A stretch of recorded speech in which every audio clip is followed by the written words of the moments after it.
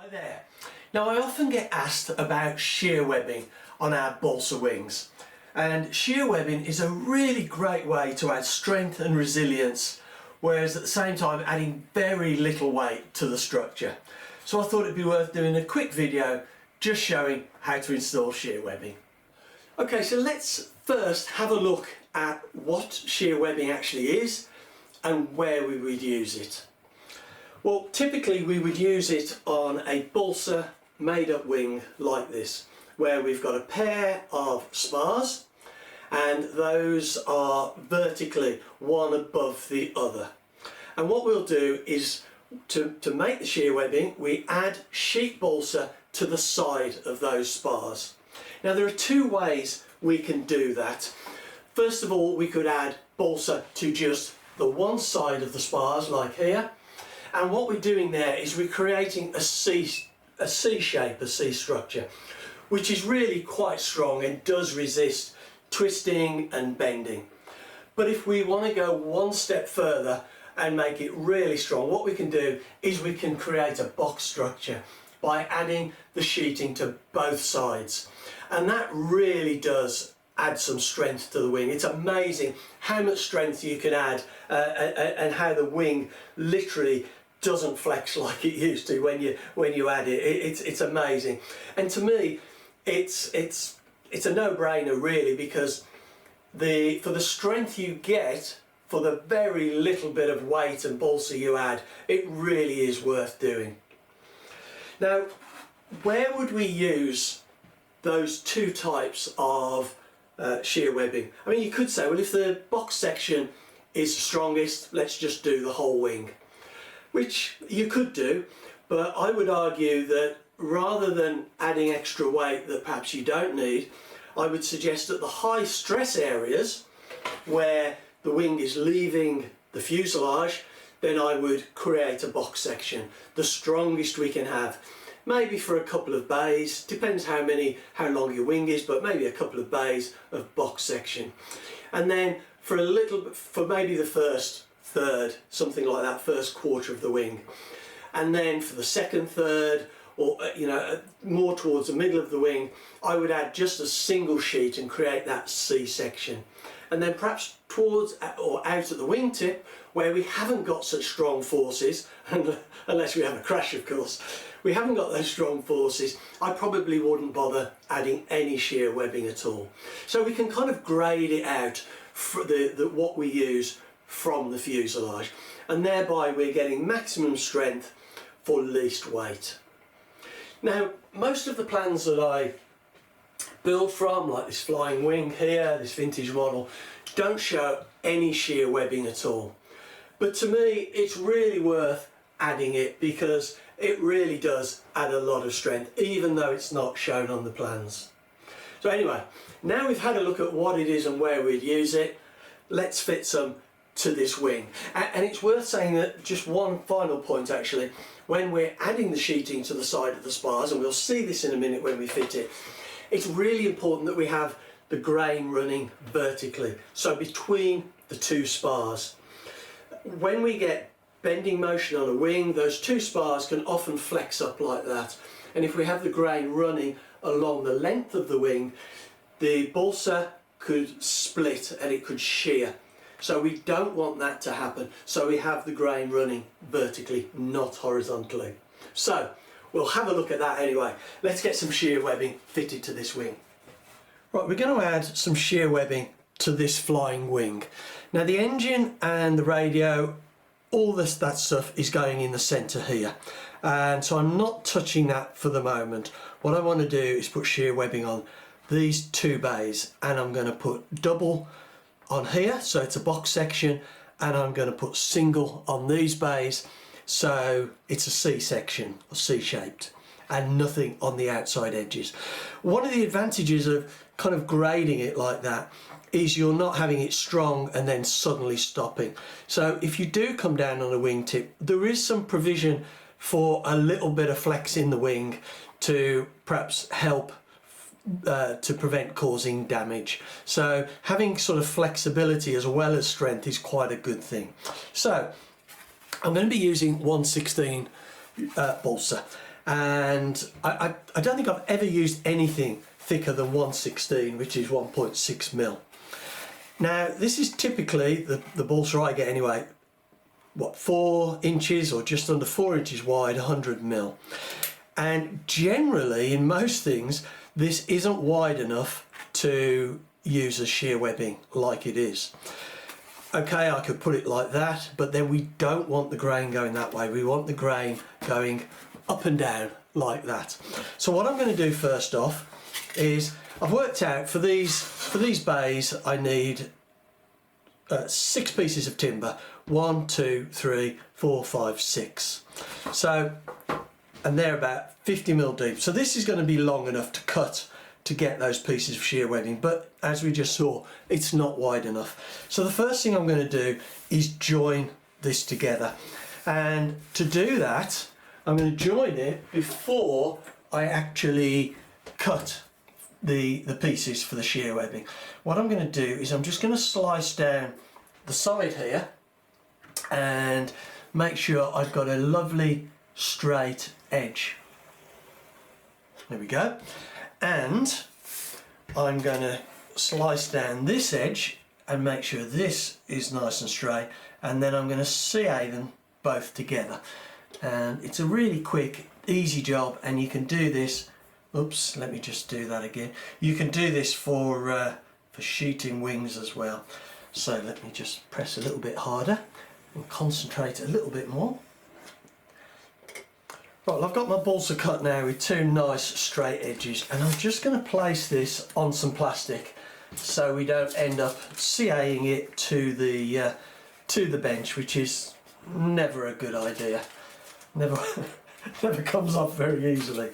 So I'm just going to put that together like that, and I'm going to use a little bit of tape just to hold this together and make it easy. To be honest, if it was a smaller piece I'd just hold it together with my fingers, but I find using tape like this does just make it that little bit easier on bigger pieces. So we're going to use 3 pieces of tape like this, and we'll just put it on the one piece, pull it, and we'll join it like that. And the last piece.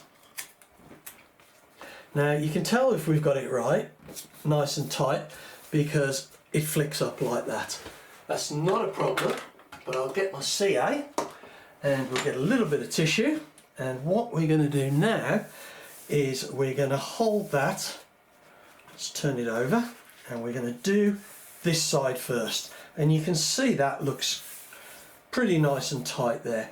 So I'm going to work out from this side, and I tell you what, I will put just a little bit of a weight on that just to keep that flat, and I'm just going to do this centre section. I'm just going to run a bead of CA along and then give it a quick wipe. And now I'm going to run CA on this bit and give it a quick wipe, just get the excess off. And now we'll do this last section, and we'll do that. There we go. And now I'm just going to get my sanding stick and just give that a little bit of a smooth. Now we can take off the plastic and we can take off the tape, and we'll have our nice wide piece of balsa that is joined together, and that is really quite strong and nice and smooth. So what we need to do now is measure and cut the balsa for our shear webbing.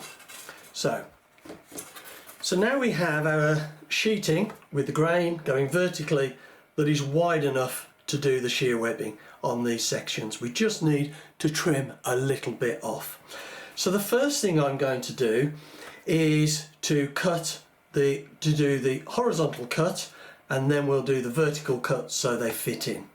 Now I think these were about 45 millimeters wide, so if we just measure that, it's about 46. So if we cut it 45, we should be just about right for this. Now we make sure we've got a square edge, just put that on the edge of the bench, and yeah, that is nice and square. So we're going to cut a piece 45 mil. There we go. And I would rather do this very slightly under what it needs to be so that it's not coming right up to the top of the spar. There we go, that's 45. So if we just trim that.